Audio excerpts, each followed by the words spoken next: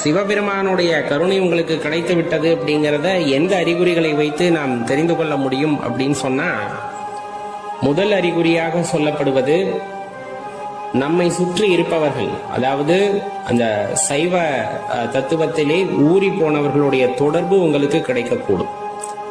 அவரை பற்றி பேச்சுகள் இருக்கு இல்லையா, அது நமக்கே தெரியாம நமக்கு வந்துகிட்டே இருக்கும். சிவனப்பாவை பத்தி யாராச்சும் பேசிக்கிட்டே இருப்பாங்க, அதை நம்ம கேட்டுக்கிட்டே இருப்போம். நீங்க எங்க சுத்தினாலும் சரி. முன்ன காலத்துல இந்த மொபைல்லாம் இல்லை, அப்ப ஆன்றோர் சான்றோர்களை சந்திக்கக்கூடிய வாய்ப்பு, அவர்களுடைய உரையை கேட்கக்கூடிய வாய்ப்பு அவர்களுக்கு கிடைத்திருக்கும். இன்னைக்கு நம்ம இருக்கக்கூடிய இந்த ஒரு ஹரிபரியான சூழல் அப்படின்னு சொல்லுவாங்க இல்லையா, பிஸியா இருக்கும் அப்படின்னு காமிச்சுக்கிறோம்ல மொபைலை வச்சுக்கிட்டு. அப்படியே நீங்க மொபைலை வச்சுக்கிட்டு பிஸியா இருந்தா கூட, நீங்களே பார்க்கலன்னா கூட, சிவனப்பாவை பத்தின சில தகவல்கள் உங்களுக்கு வந்துகிட்டே இருக்கும். வீடியோல தான் காமிக்கிறது இல்லையா ரெக்கமெண்டேஷன், அந்த மாதிரி திடீர்னு உங்களுக்கு வரும். அதை கேட்கும் போது மனசுல ஒரு புத்துணர்வு ஏற்படும். அவரை பத்தி தெரிஞ்சுக்கணும்னு தேடுதல் அதிகமாகும்.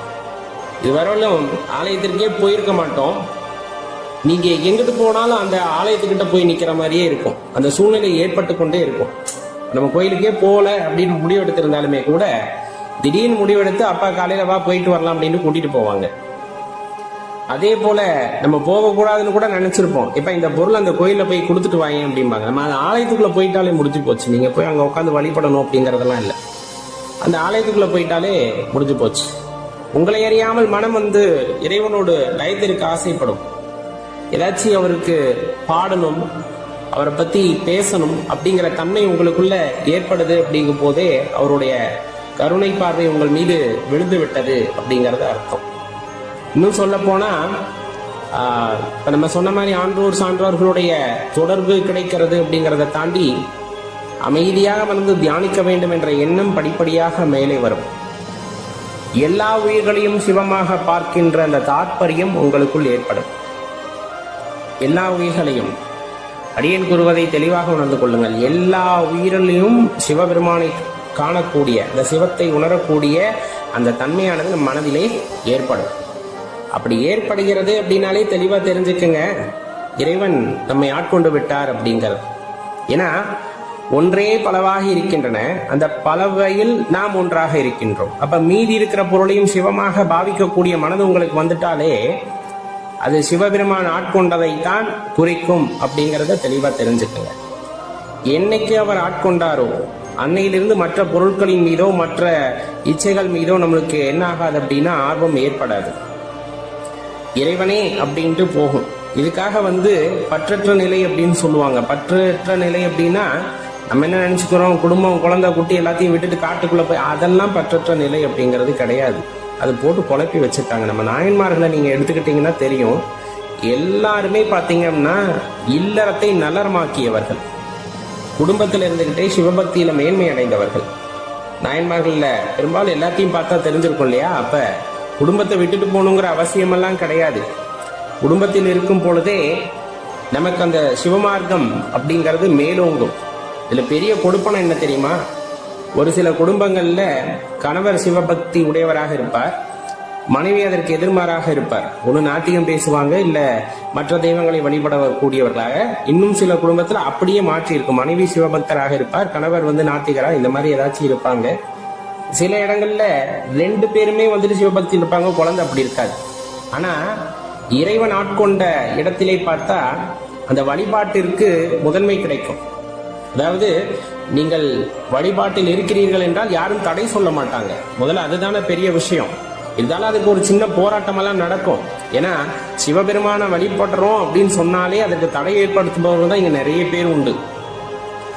சிவனை வழிபடுறியா அப்படின்னு கேட்காத நபர்களை பார்த்திருக்க முடியுமா? ஆரம்ப காலகட்டத்தில் எல்லாருமே பார்த்திருப்போம். என்ன நெத்தி நிறைய திருநீரை பூசிக்கிட்டு இருக்க, என்ன ருத்ராட்சம் போட்டுக்கிட்டு இருக்க, ருத்ராட்சம் போட்டா அப்படி இருக்கணும் இப்படி இருக்கணும், என்னமோ இவங்கெல்லாம் இருந்துட்டு வந்த மாதிரி நிறைய சொல்ல ஆரம்பிச்சிருவாங்க. நீங்க அதெல்லாம் எப்பவுமே காதுல வாங்கிக்காதீங்க. இறைவன் ஆட்கொண்டுட்டார் அப்படின்னாலே சதா இந்த மாதிரி கேள்விகளை எதிர்கொள்ள வேண்டியது இருக்கும். அதுல நம்ம மனசு பக்குவப்பட்டிருக்கான்னு சிவபெருமான் சோதிப்பார், அவ்வளவுதான். அதையெல்லாம் தாண்டி நெத்தி நிறைய விபூதி ஆரம்ப காலகட்டத்துல தேவைப்படும்.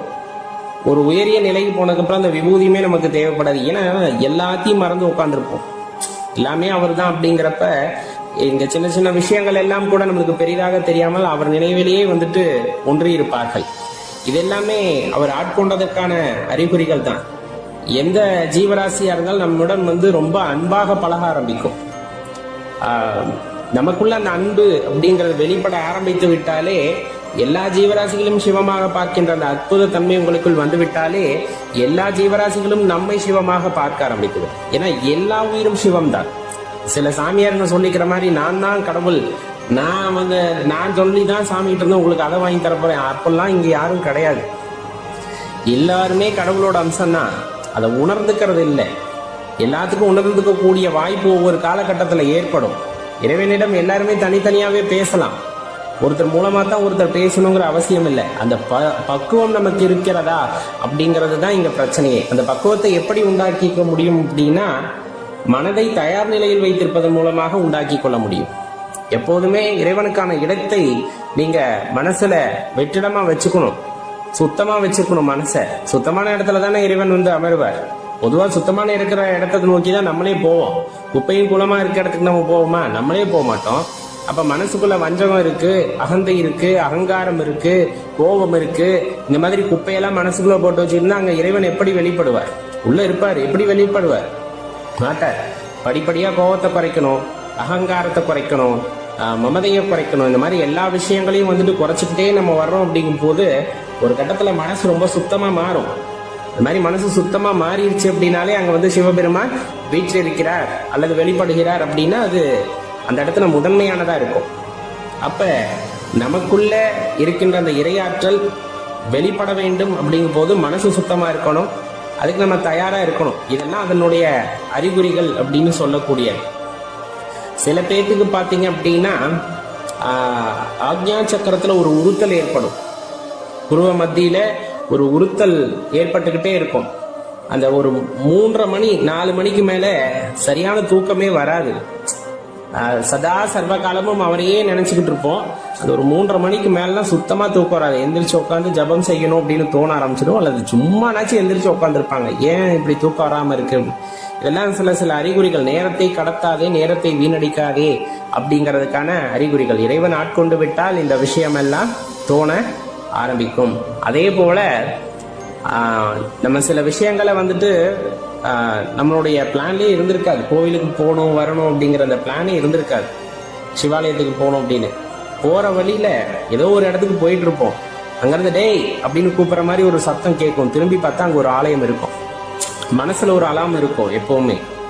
நம்ம சொல்ற மாதிரி டேய்னா சத்தமாலாம் இல்லை, மனசுக்குள்ள தோணும் இங்க ஏதோ ஐயனோட ஆலயம் இருக்க மாதிரி தோணுதே அப்படின்னு திரும்பி பார்த்தோம்னா அது குறிப்பிட்ட சுற்றளவுல அங்க ஒரு ஆலயம் இருக்கும். அதெல்லாம் இறைவன் ஆட்கொண்டால் மட்டும்தான் அதை நம்மளால உணர்ந்து கொள்ள முடியும். இல்லைனாலுமே நம்ம பிளானே பண்ணலைன்னா கூட அந்த ஆலயத்திற்கு போவதற்கான வாய்ப்பு அவ்விடத்தில் ஏற்படுகிறது. அப்படிங்கும் போதும் சிவபெருமான் நம்மை ஆட்கொண்டு விட்டார் அப்படிங்கிறத இந்த அறிகுறிகள் மூலமா நீங்க தெரிஞ்சுக்கலாம்.